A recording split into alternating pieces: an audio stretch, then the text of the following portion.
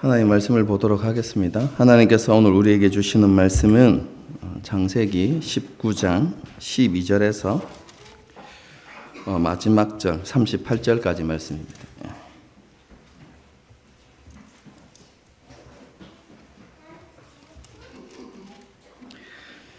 창세기 19장 12절에서 38절까지 말씀입니다. 한 절씩 교독하시겠습니다.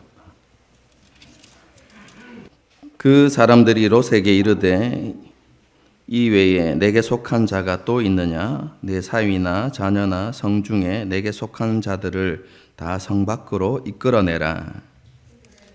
부르짖음이 여호와 앞에 크므로 여호와께서 이곳을 멸하시려고 우리를 보내셨나니 우리가 멸하리라. 롯이 나가서 그 딸들과 결혼할 사위들에게 말하여 이르기를 여호와께서 이 성을 멸하실 터이니 너희는 일어나 이곳에서 떠나라 하되 그 사위들은 농담으로 여겼더라. 천사가 롯을 재촉하여 이르되 일어나 여기 내 아내와 두 딸을 이끌어내라. 이 성의 죄악 중에 함께 멸망할까 하노라. 그러나 롯이 지체하매 그 사람들이 롯의 손과 그 아내의 손과 두 딸의 손을 잡아 인도하여 성 밖에 두니 여호와께서 그에게 자비를 더하심이었더라. 이끌어낸 후에 이르되 도망하여 생명을 보존하라. 돌아보거나 들에 머물지 말고 산으로 도망하여 멸망함을 면하라. 롯이 그들에게 이르되 내 주여 그리 마옵소서. 주의 종이 주께 은혜를 입었고 주께서 큰 인자를 내게 베푸사 내 생명을 구원하시오나 내가 도망하여 산에까지 갈 수 없나이다. 두렵건대 재앙을 만나 죽을까 하나이다. 보소서 저 성읍은 도망하기에 가깝고 작기도 하오니 나를 그곳으로 도망하게 하소서. 이는 작은 성읍이 아니니까 내 생명이 보존되리이다. 이르되 내가 이 일에도 내 소원을 들었은즉 내가 말하는 그 성읍을 멸하지 아니하리니 그리로 속히 도망하라. 내가 거기 이르기까지는 내가 아무 일도 행할 수 없노라 하였느라. 그러므로 그 성읍 이름을 소알이라 불렀더라. 들어갈 때에 해가 돋았더라. 여호와께서 하늘 곧 여호와께로부터 유황과 불을 소돔과 고모라에 비같이 내리사 그 성읍들과 거주하는 모든 백성 롯의 아내는 뒤를 돌아보았으므로 소금 기둥이 되었더라. 아침에 일찍이 일어나 소돔과 고모라와 그 온 지역을 향하여 눈을 들어 연기같이 치솟음을 보았더라. 하나님이 곧 롯이 거주하는 성을 엎으실 때에 하나님이 아브라함을 생각하사 롯을 그 엎으시는 중에서 내보내셨더라. 롯이 소알에 거주하기를 두려워하여 두 딸과 함께 소알에서 나와 산에 올라가 거주하되 그 두 딸과 함께 굴에 거주하였더니 우리 아버지는 늙으셨고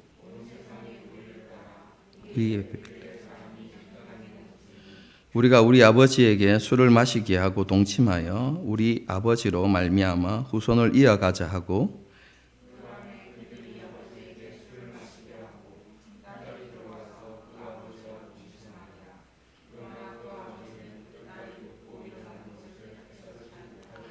이튿날 큰딸이 작은딸에게 이르되 어젯밤에는 내가 우리 아버지와 동침하였으니 오늘 밤에도 우리가 아버지에게 술을 마시게 하고 내가 들어가 동침하고 우리가 아버지로 말미암아 후손을 이어가자 하고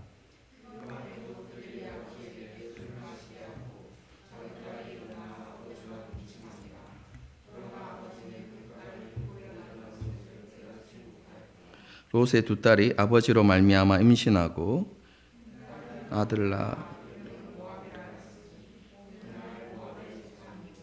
함께 읽습니다. 작은 딸도 아들을 낳아 이름을 베나미 하였으니 오늘날 암몬자손의 조상이었더라. 소돔과 고모라의 멸망과 관련해서 지난 시간에는 소돔을 방문한 두 천사를 영접했던 롯의 사건에 대해서 우리가 생각해 보았습니다. 성문에 앉아 있었던 롯이 두 천사를 영접한 것과 밤에 몰려와서 두 천사를 내놓으라고 그렇게 강요했던 소돔 사람들의 모습은 그 도시의 타락과 죄악이 얼마나 깊은지를 잘 보여주는 모습이다. 제가 이렇게 말씀을 드렸습니다. 경제적, 사회적 약자들이 소외되어지고 성적 타락이 만연한 소돔의 죄악상을 낱낱이 보여주는 모습이다. 이렇게 말할 수 있는 것이죠. 이런 소돔에서 하나님의 백성이었던 롯은 우유부단하고 무기력한 삶을 살았습니다.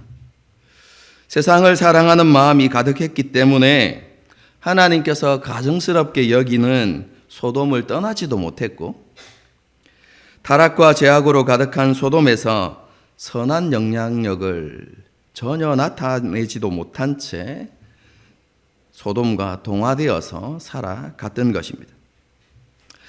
씨 뿌리는 비유의 가르침처럼 롯은 삶의 염려와 재물과 향락의 기운에 막혀서 열매 맺지 못하는 그런 삶을 살았던 것이죠. 오늘날 우리가 살아가는 이 세상도 소돔과 고모라와 크게 다르지 않습니다. 이 세상은 여전히 죄악으로 가득하고 타락은 점점 더 깊어져 가고 있습니다. 이런 타락한 세상 속에서 교회와 성도가 세상에서 선한 영향력을 나타내지 못하고 있습니다. 소금과 빛된 사명을 잘 감당하지 못하고 있는 것이죠. 이렇게 되어진 많은 이유가 있겠지만 가장 큰 이유 중에 하나는 교회와 성도가 세속화되어 있다라는 것입니다.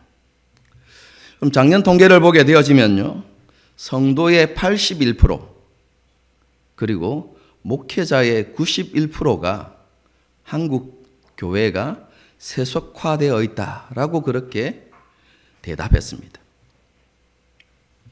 여러분, 목회자만의 시선이 아닙니다.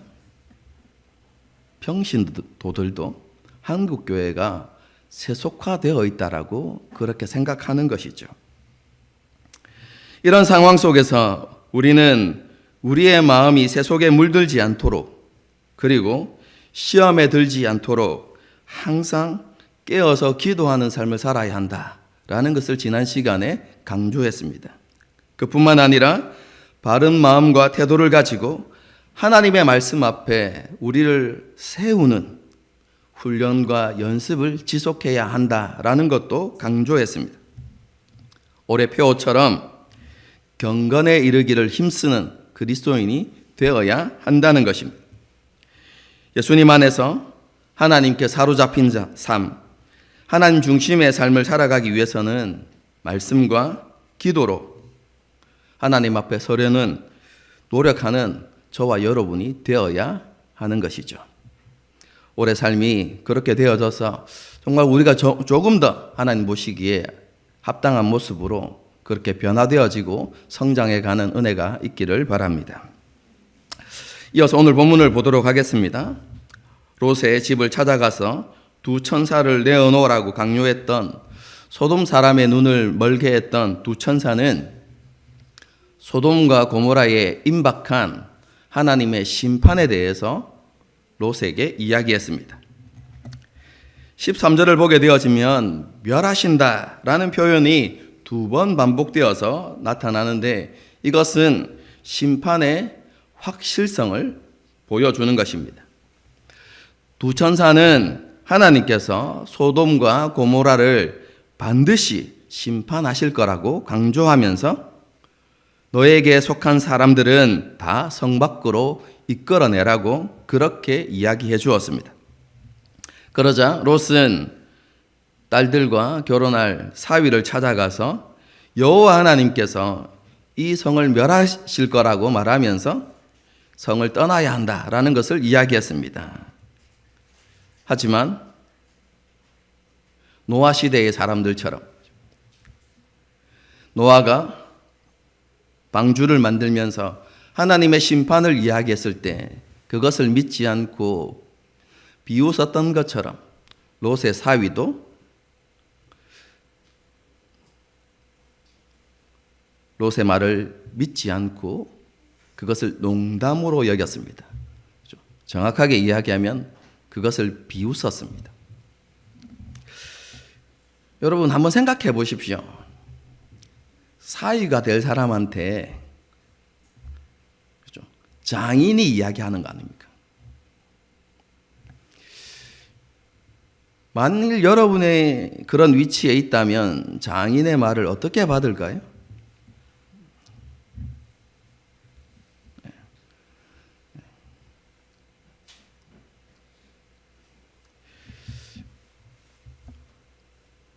사위들이 장인의 말을 농담으로 여기고 비웃었다라는 것은 롯이 소돔과 고모라에서 선한 영향력을 전혀 나타내지 못하고 살았다는 것을 반증해 주는 것이죠. 롯을 통해서 주시는 하나님의 경고를 비웃고 멸시한 사위들은 하나님의 심판을 피하지 못했습니다. 여러분 그런데요, 롯 역시 하나님의 심판의 메시지 앞에서 즉각적으로 반응하지 못했습니다. 우리가 성경을 읽어보면 롯이 다음날 동틀 때까지, 동틀 무렵까지 소돔을 떠나지 않고 주저하고 있는 모습이 나타납니다. 소돔에 대한 하나님의 심판이 임박했기에 떠나야 한다는 것은 그죠, 머리로 이해는 했습니다. 하지만 마음이 쉽게 움직여지지 않았던 것이죠. 지금까지 소돔에서 이루어 놓았던 것, 그리고 자신이 쌓아 올려 놓았던 것들에 대한 미련 때문에 쉽게 마음이 움직여지지 않았던 것입니다. 우리도 그렇지 않습니까? 하나님 앞에서 경건을 훈련해야 하고 우리 자신을 하나님 앞에 세워야 한다는 것을 머리로는 알지만 우리의 기쁨과 우리의 즐거움에 대한 욕심 때문에, 그러한 마음 때문에 쉽게 움직여지지 않는 그런 것들을 우리가 경험하지 않습니까? 롯이 그랬던 것입니다. 심판의 임박성도 알고 떠나야 하겠다라는 것은 알고 있었지만 마음이 움직여주지 않았던 것이죠. 이렇게 지체하는 롯과 그의 가족에게 하나님께서 한 번 더 자비를 더해 주십니다. 두 천사가 롯과 그의 아내와 두 딸의 손을 잡고 그들을 성 밖으로 이끌어낸 것이죠. 롯과 그의 가족을 소돔에서 이끌어낸 후에 두 천사는 뒤를 돌아보지 말고 그리고 멈추지도 말고 산으로 도망하여서 생명을 보존하라, 그렇게 이야기해 주었습니다. 그때 롯이 이렇게 반응하죠. 너무 멉니다. 산까지 갈 수 없습니다. 산에 이르기도 전에 재앙이 자신에게 닥쳐서 죽을까 너무 두렵습니다. 라고 이렇게 이야기합니다. 한마디로 산으로 도망하라는 명령을 따르지 못하겠다고 그렇게 말한 것이죠. 여러분, 롯이 왜 이렇게 이야기했을까요? 여러분, 그것은 롯에게 믿음이 없었기 때문에 그렇습니다. 지금 롯이 염려하는 게 무엇입니까? 여러분, 산까지 갈 체력이 없다라는 것을 이야기하는 게 아닙니다. 소돔과 고모라가 멸망한 이후에 작은 도시, 작은 성, 소알에 살았던 그가 어디로 갑니까? 처음에 명령했던 산에 올라가서 여러분 굴에서 거주하며 살아갑니다. 여러분. 올라갈 수 있습니다.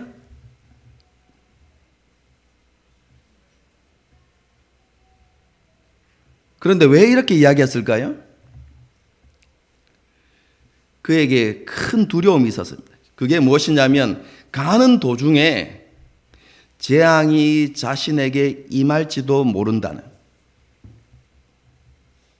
여러분, 이게 무엇을 이야기합니까? 소돔과 고모라에 대한 하나님의 심판이, 그 내려지는 그 재앙이 하나님의 통제 안에 있다라는 것을 믿지 못했던 것이죠.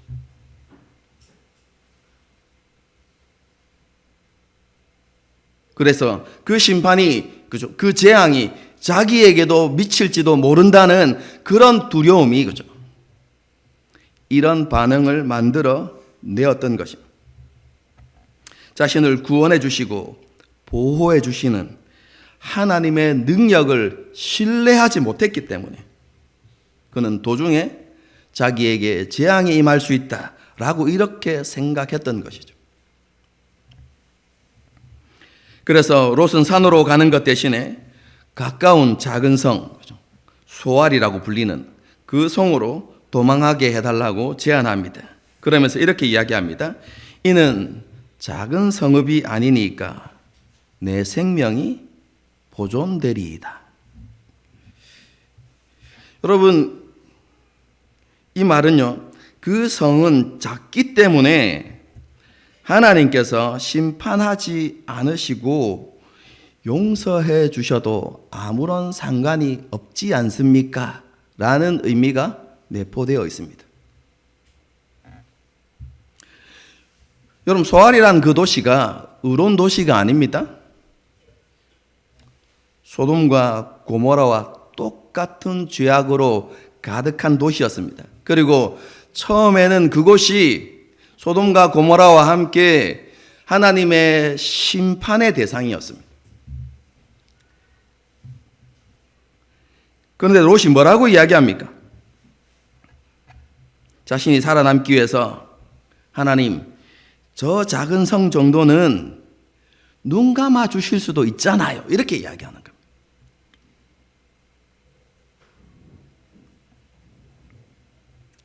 여러분, 하나님의 심판을 자기가 판단하고, 자기 기준에 맞춰서 생각하는 것이죠. 여러분, 하나님 보시기에 정말로 큰 교만이죠.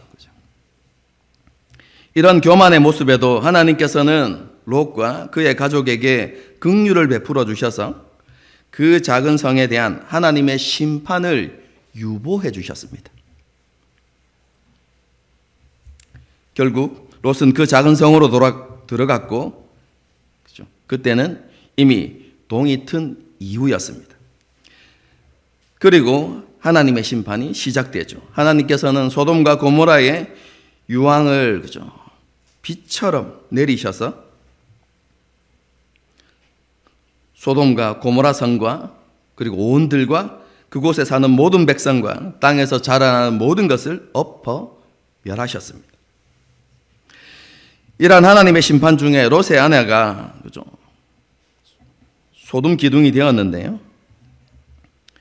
그녀가 뒤를 돌아보지 말라는 하나님의 명령에 불순종했기 때문에 그렇습니다.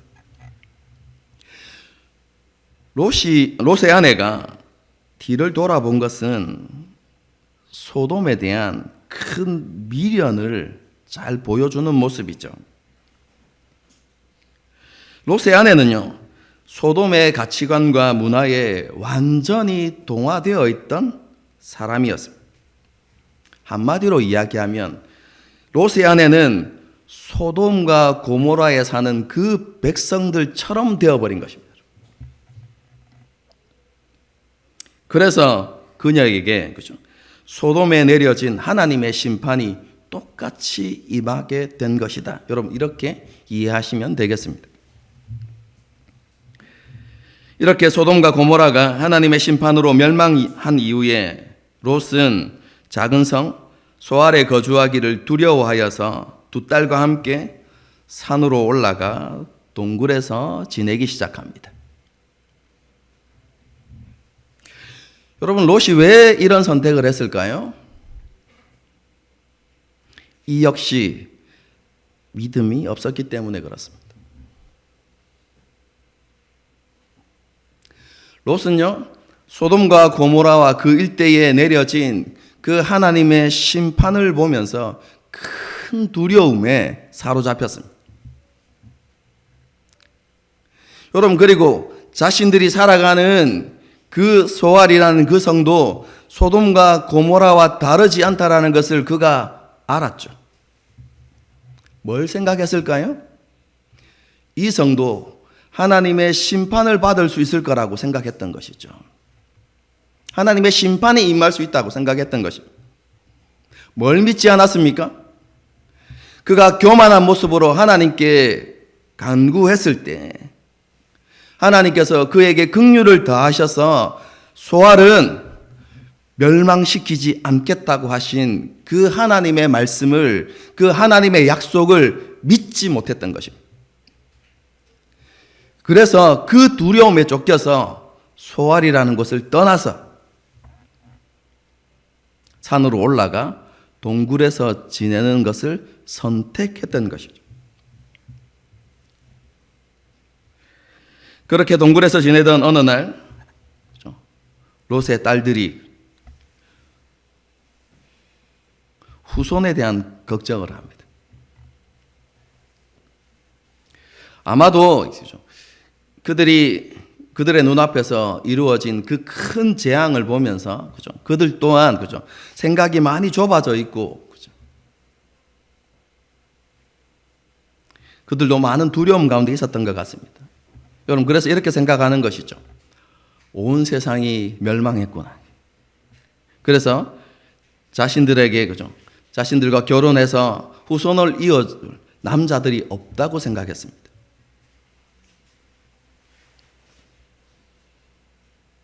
그래서 한 가지 방법을 생각해내죠.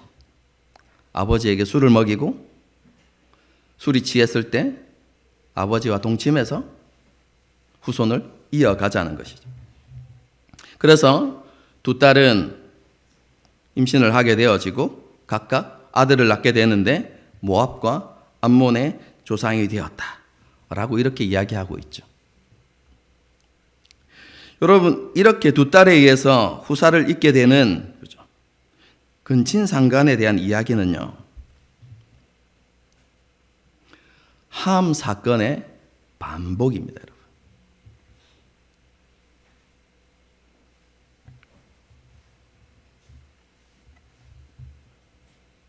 롯의 두 딸은 하나님께서 기뻐하시지 않는 방법, 자신들이 보기에 옳은 것을 선택하고 그것을 실행했던 것입니다.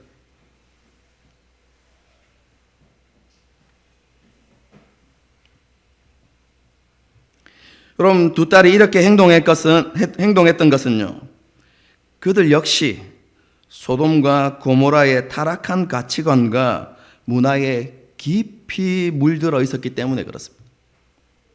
그래서 그렇게 행하는 것을 죄라고도 여기지 않았고 그것을 수치스럽게 여기지도 않았던 것이죠. 롯의 가정이 왜 이런 비참함에 이르게 되었을까요? 지난 시간에도 언급했지만 다시 한번 생각해 봅시다. 롯은 아브라함과 함께 갈대아 우르를 떠났습니다. 여러분, 그리고 가나안 땅 초기의 삶을 한번 생각해 보십시오. 롯은 하나님께서 주시는 복을 아브라함과 함께 받았습니다.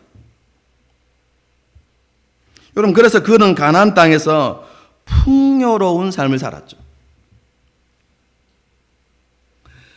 아브라함과 함께 거주하는데 불편함을 느낄 만큼 그들은 많은 소유를 가지게 되었습니다.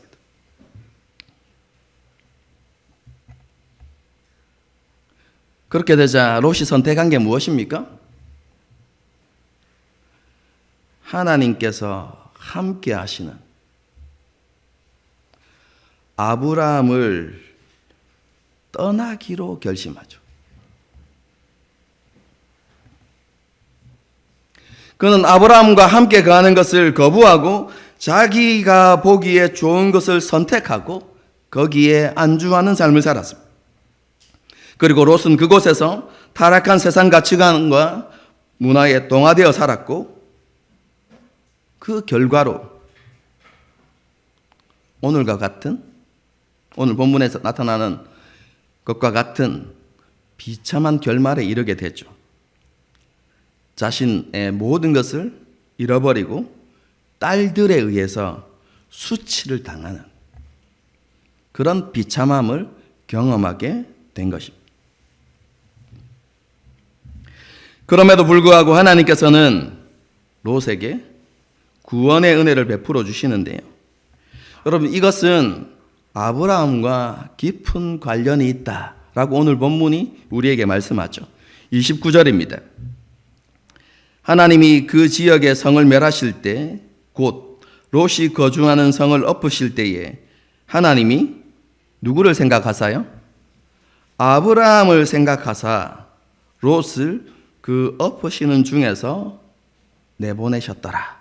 이렇게 말씀하고 있습니다. 하나님께서 아브라함을 생각하셔서 롯을 구원하셨더라.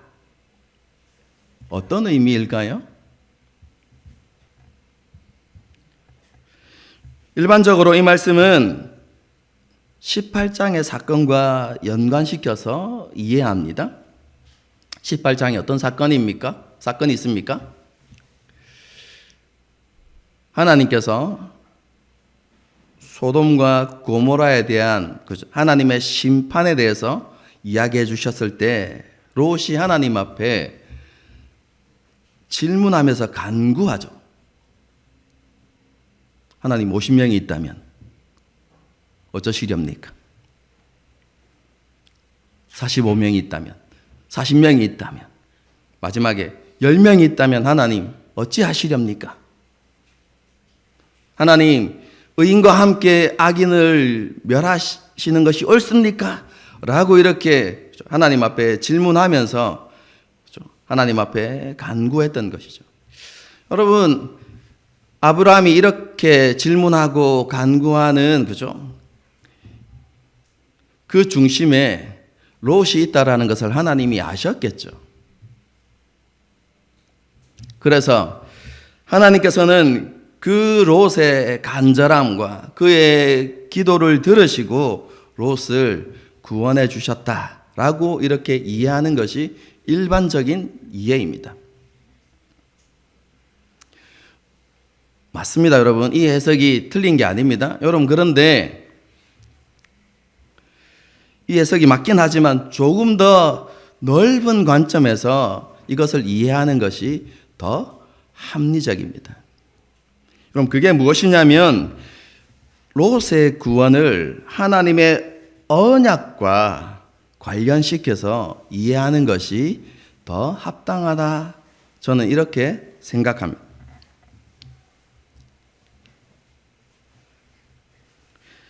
롯은 탐욕에 사로잡혀서 아브라함을 떠나는 것을 선택했지만 그럼에도 불구하고 그는 아브라함의 언약 안에 있었던 사람입니다.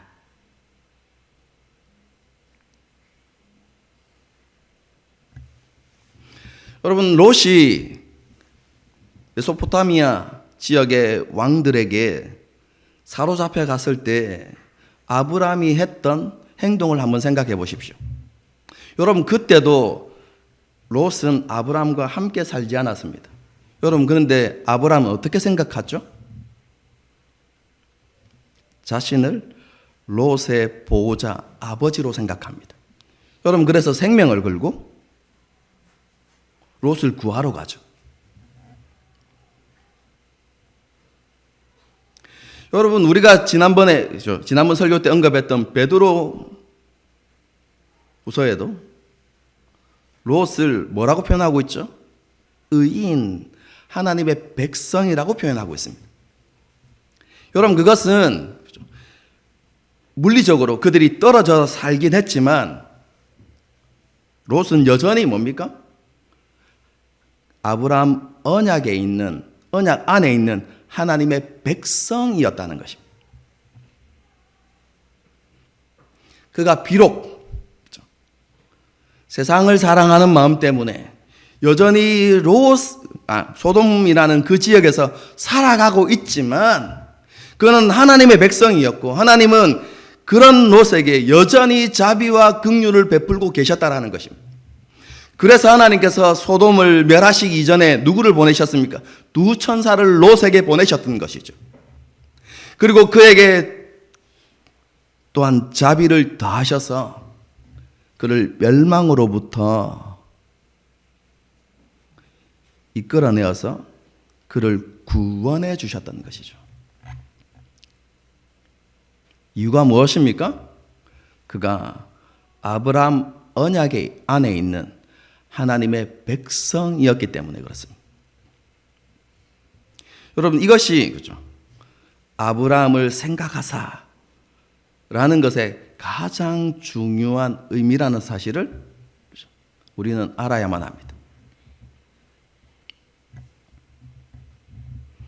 앞에서 언급드렸던 롯의 간절함과 롯의 기도가 없었다, 필요 없었다라는 것을 이야기하는 게 아닙니다.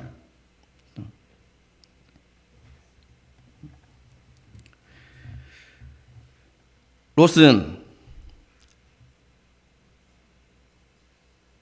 아브라함처럼 제단을 쌓거나 하나님의 이름을 부르는 그런 삶을 온전하게 살지 못했습니다. 그는 소돔에서 살아갔습니다.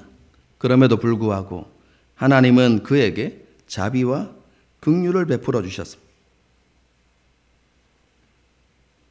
그런데 롯이 그런 하나님의 자비와 긍휼 안에서 살아갔지만 그는 하나님의 전능하심과 신실하심에 대해서 온전히 알지 못했죠. 그래서 롯은 재앙이 자신에게 미칠까 염려하며 두려워할 수밖에 없었던 것입니다. 소돔과 고모라에 내려진 심판이 전능하신 하나님의 통제 아래 있다는 사실을 그는 깨닫지 못했습니다. 소아를 멸하시지 않겠다는 그 신실하신 하나님의 약속도 믿지 못했던 것이죠. 그래서 이런 불신앙의 모습이 롯에게 나타났던 것입니다. 여러분, 우리의 삶도 마찬가지입니다. 여러분, 우리의 삶은 그죠? 세 가지 시제로 생각해 볼 수 있죠. 과거와 현재와 미래. 여러분, 그런데 현재의 삶은요, 과거나 미래와 아무런 상관이 없는 별개의 삶이 아닙니다, 여러분. 과거의 삶과 미래의 불확실성은요, 현재 우리의 삶에 큰 영향력을 끼칩니다. 그럼 지금 우리의 모습은요, 과거의 삶이 만들어낸 모습이죠. 과거의 습득한 지식이나 경험이나 여러 가지 사건들을 통해서 그렇죠? 우리의 성격이 형성되고 가치관이 형성되고 그렇죠? 우리의 삶의 습관들이 만들어지는 것입니다. 그럼 미래도 마찬가지죠. 미래에 대한 불확실성이 우리에게 무엇을 만들어냅니까? 불안과 염려와 두려움을 만들어내죠. 여러분, 그것이 그 불확실성이 오늘 현재의 우리의 삶에 영향력을 미치죠. 여러분, 그래서 그 염려와 두려움 때문에 우리가 많은 것에 집착하는 삶을 살기도 하는 것이죠. 여러분, 그렇기 때문에 현재의 삶을 이 세 가지 시제로 정의해보면 이렇게 말할 수 있습니다. 과거와 미래의 영향력에 사로잡히거나 혹은 그것을 버텨내거나 혹은 그것을 극복하며 살아가는 것이 오늘날 우리의 삶이다, 이렇게 말할 수 있죠. 여러분, 그리스도인 중에서요, 행복한 과거를 가지고 크게 원하지 않는 그런 삶을 살아가는 사람들도 있습니다. 여러분, 그런데요, 많은 사람들이 자기의 아픈 과거나 실수와 연약함에서 쉽게 벗어나지 못하는 것을 보게 됩니다. 그래서 자기 자신을 용납하지 못하는 사람도 있고요. 자기 자신을 사랑하지 못하는 많은 그리스도인들이 있어요. 너무 쉽게 넘어지고 상처받고 낙심하면서 오늘 나의 실수나 연약함에 대해서 과거를 핑계거리로 삼고 자기를 합리화하면서 살아가는 그런 사람들이 있는 것이죠. 그뿐만 아니라 그죠? 미래의 불확실성 때문에 그죠? 현재 우리의 삶에 집착하면서 그렇게 살아가는 성도들도 많이 있습니다.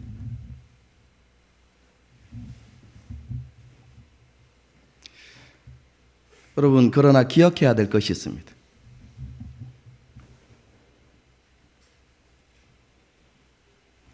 우리를 구원한 그 하나님의 복음은 능력의 복음이라는 사실입니다. 그 복음은요, 우리를 얽매는 모든 사슬로부터 자유케 하는 능력의 복음이라는 사실을 우리는 확신해야만 합니다. 그럼 이사야서에서 복음을 뭐라고 이야기합니까?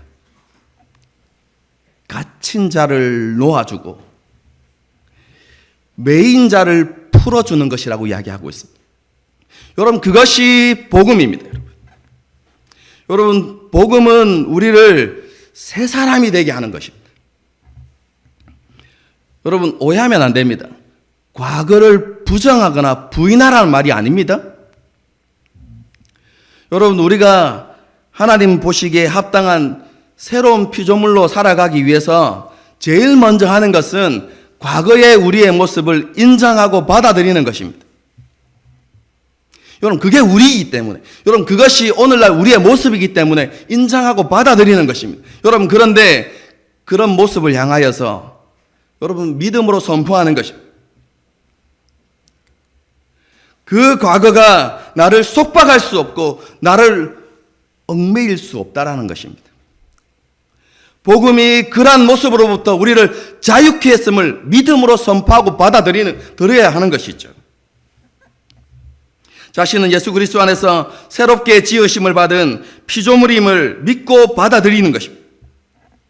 그뿐만 아니라 우리는 하나님의 은혜와 성령의 능력으로 새로운 피조물의 삶을 살아갈 수 있게 되었음을 확신해야만 합니다. 상처받고 억눌리는 삶이 아니라 다른 사람을 일으키고 위로하고 유익하게 하는 삶을 살아갈 수 있는 그런 존재가 되었음을 우리는 믿고 받아들여야 하는 것이죠. 여러분, 그것이 우리를 구원한 하나님의 복음입니다.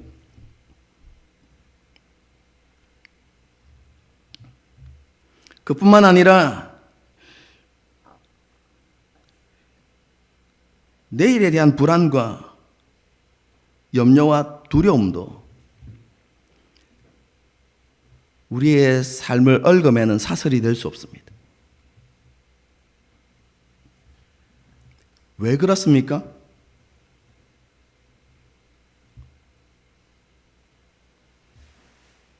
우리의 걸음을 인도하시고 지키시는 분이 하나님이시기 때문에 그렇습니다.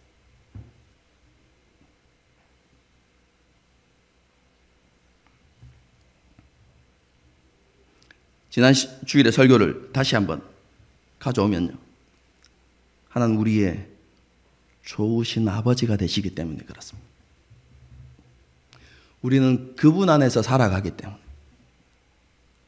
우리는 아버지의 장막 안에서 살아가는 존재이기 때문에 그분이 우리를 지키시고 보호하시고 우리의 모든 것을 책임지시는 분이시기에 우리는 내일에 대한 염려와 두려움 가운데서 자유할 수 있는 것입니다.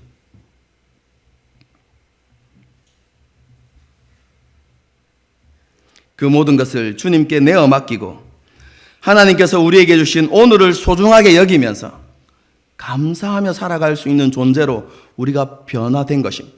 여러분, 그것이 하나님의 복음을 통해서 우리에게 주신 은혜입니다.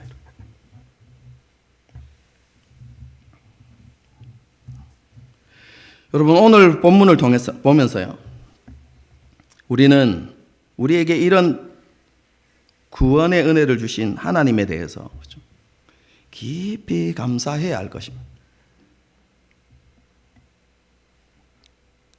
여러분, 소돔과 고모라에 내려진 하나님의 심판을 한번 생각해 보십시오. 하나님께서 그 모든 것을 엎어 멸하셨습니다. 여러분, 이것이 저와 여러분이 받아야 하는 하나님의 진노와 심판이었습니다.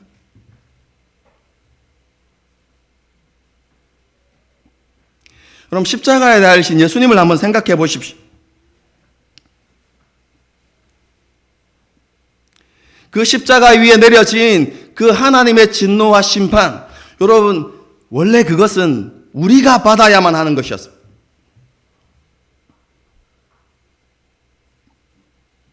여러분, 겟세마네 동산에 대해서 겟세마네 동산에 관련해서 제가 설교할 때 말씀을 드렸죠. 예수님께서 그 하나님의 진노와 심판을 두려워하셨다.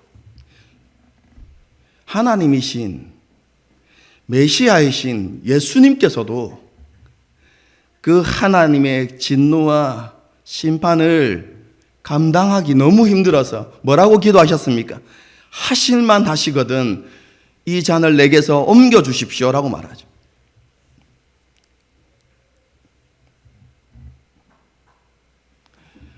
여러분, 오늘 본문을 통해서요, 우리가 받아야만 했던 그 하나님의 진노와 심판의 크기가 어떠했는지를 우리는 곰곰이 생각해 보아야만 합니다. 여러분, 그 진노와 심판의 크기를 알면 알수록 하나님께서 우리에게 베풀어 주신 구원이 얼마나 귀하고 가치 있는 것인지를 알게 되는 것입니다.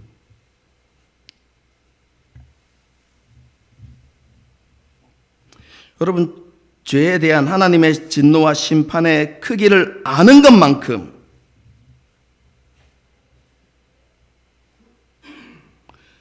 하나님을 사랑할 수 있습니다.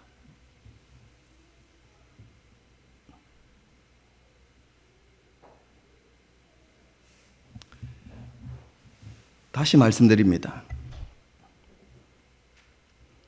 우리가 받아야만 했던 하나님의 진노와 심판의 크기를 아는 것만큼 하나님을 사랑할 수 있습니다. 예수님께서 가르치셨죠.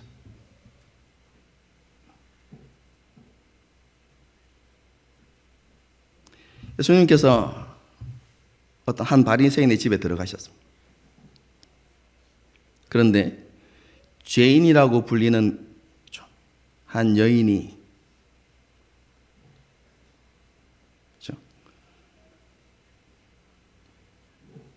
예수님께 눈물을 흘리고 눈물로 그 발을 적시고 예수님께 향유를 부을 때 그 바리새인이 이렇게 생각합니다. 저가 죄인이었다면, 죄인인 것을 안다면 예수님께서 그냥 계시지 않았을 텐데, 이런 생각들을 하죠. 여러분, 그때 예수님께서 뭐라고 말씀하십니까? 시몬아, 이렇게 부르시면서 내가 물어볼 말이 있다. 어떤 사람이 큰 빚을 진 사람이 있고 적은 빚을 진 사람이 있는데 둘 다 갚을 수 없어서 탕감해 주었는데 누가 더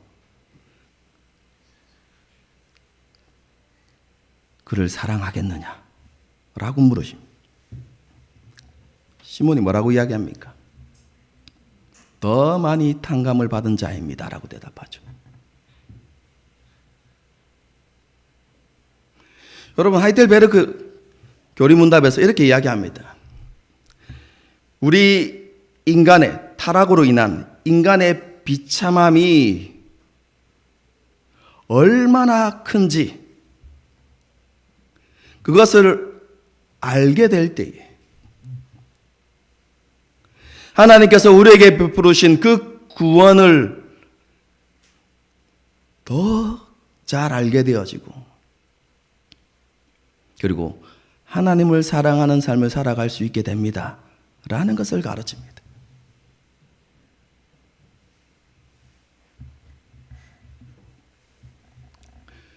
여러분, 우리는요 진짜 교만한 사람들입니다.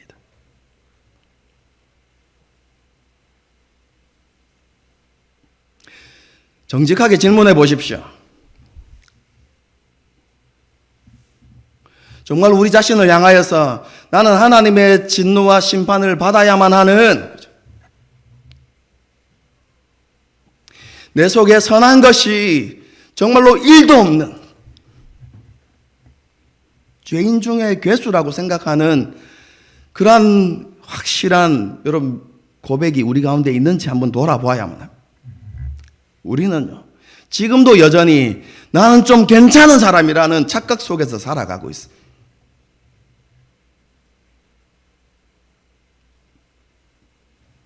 다른 사람과 비교해서 그래도 좀 나는 낫지 않은가 라는 착각을 하고 살아가는 것이죠. 하나님의 심판의 기준을 자기 마음대로 판단했던 롯처럼, 그렇죠,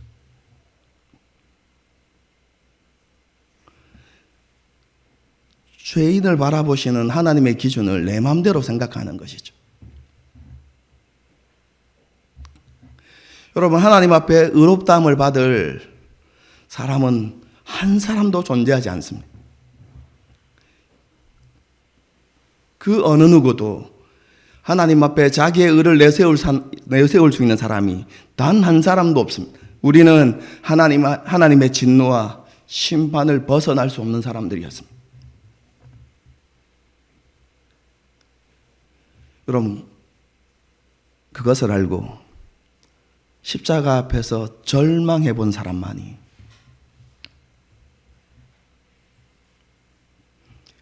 구원의 크기를 알게 되는 것입니다.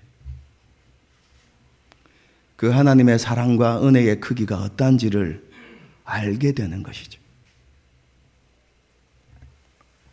다시 말씀드립니다. 하나님의 진노와 심판의 크기를 아는 것만큼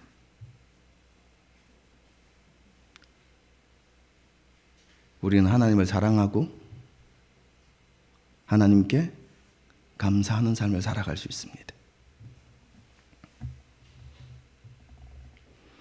우리는 하나님의 무한한 자비와 사랑,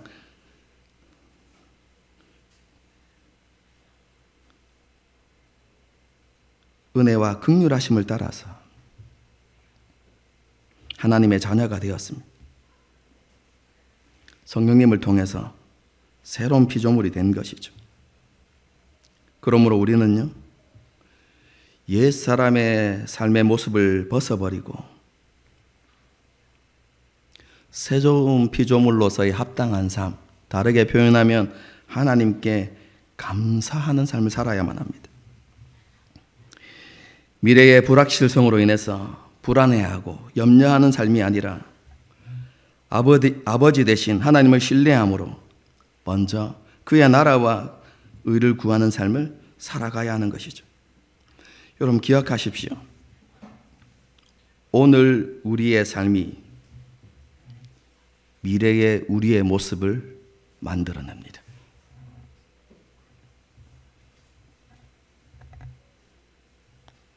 우리가 주어진 오늘을 세상을 사랑했던 롯과 같이 살아간다면 우리의 미래는 어떻게 될까요?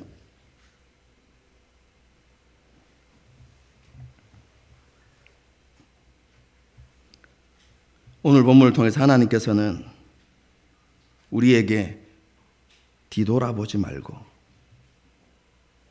소돔과 고모라 과감하게 떠나라고 우리에게 말씀해 주십니다. 그럼 출애굽 백성들을 한번 생각해 보실까요?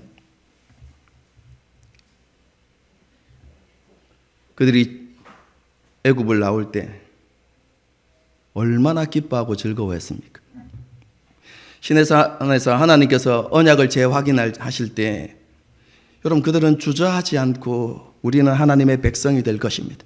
우리는 하나님의 언약 백성이 될 것입니다. 그리고 언약에 신실한 사람이 되겠습니다. 라고 그렇게 고백했던 사람들이 하나님 이스라엘 백성들입니다. 여러분 그런데 광야에서 힘들고 어려움이 생겼을 때 그 마음에 원망과 불평들이 생겨났을 때 그들이 뭐라고 이야기합니까? 애굽이 더 좋았다. 애굽으로 돌아가자. 여러분 생각해 보십시오. 정말로 애굽의 삶이 더 나았나요?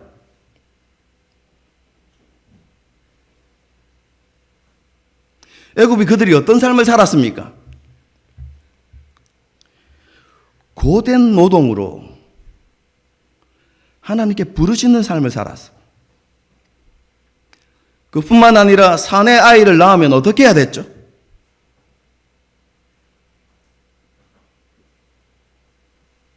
사내 아이를, 자기 자식을 자기 손으로 죽여야만 하는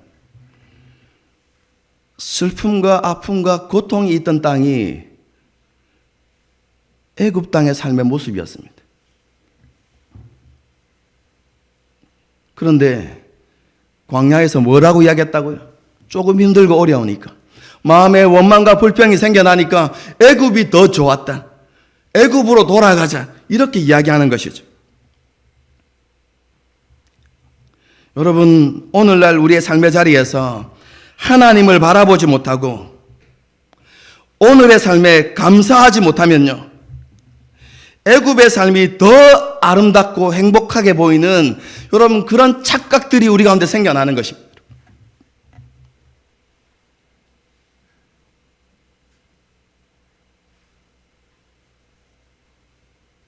우리의 마음이 하나님을 향하여 있지 못하면 세상을 사랑하는 롯의 삶이 더 행복하게 보이는 그런 어처구니 없는 일들이 우리 가운데 생겨나는 것입니다. 우리는 소돔과 고모라를 떠나는 삶을 살아야만 합니다. 다르게 표현하면 세상이 아닌 하나님을 기뻐하고 즐거워하는 삶을 살아가야 한다는 것입니다.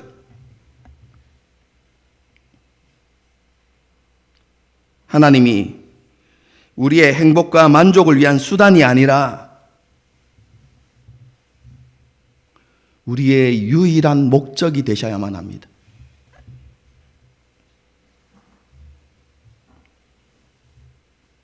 그래서 우리는 아브람처럼, 롯이 아닌 아브람처럼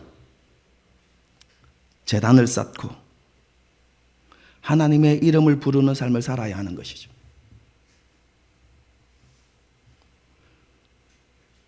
쉽게 풀어서 설명드리면 하나님과 교제하는 삶을 통해서 하나님을 더 깊이 체험하고 하나님을 더 많이 알아가고 하나님의 뜻을 깨닫게 되는 것을 기뻐하고 순종하는 삶을 살아가야 한다는 것입니다.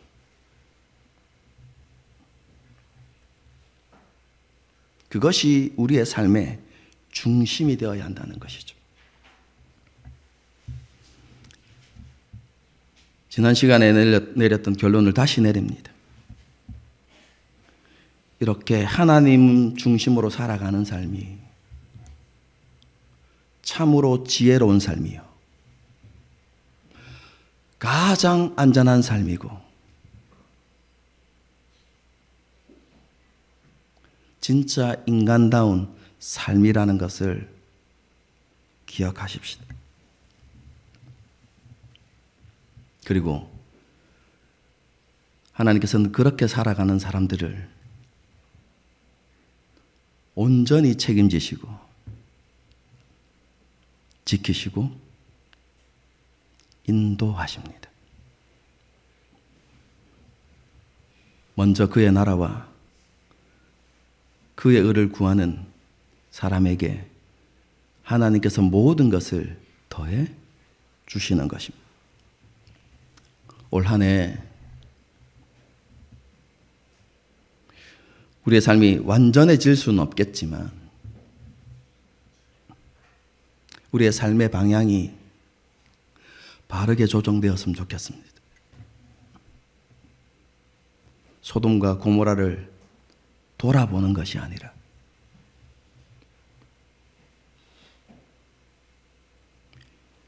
믿음의 주요 우리를 온전케 하시는 분이신 예수님께 우리의 마음과 시선을 고정시키고 그분 앞에서 살아가려고 몸부림치는 저와 여러분이 될 수 있기를 주님의 이름으로 축복합니다. 함께 찬양하고 기도하시겠습니다.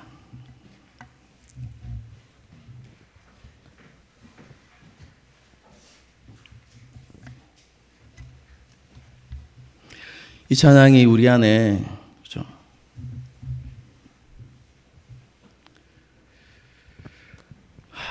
하나님을 향한 온전한 고백이 되었으면 좋겠습니다. 그렇죠?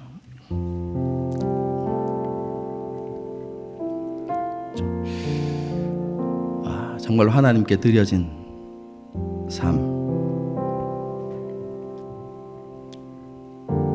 그것이 얼마나 귀한 것인지 가치 있는 것인지 좀 깨닫고 그러한 삶을 향한 기대와 소망이 우리 가운데 있기를 원합니다. 그런 고백을 가지고 함께 찬양하고 기도하시겠습니다.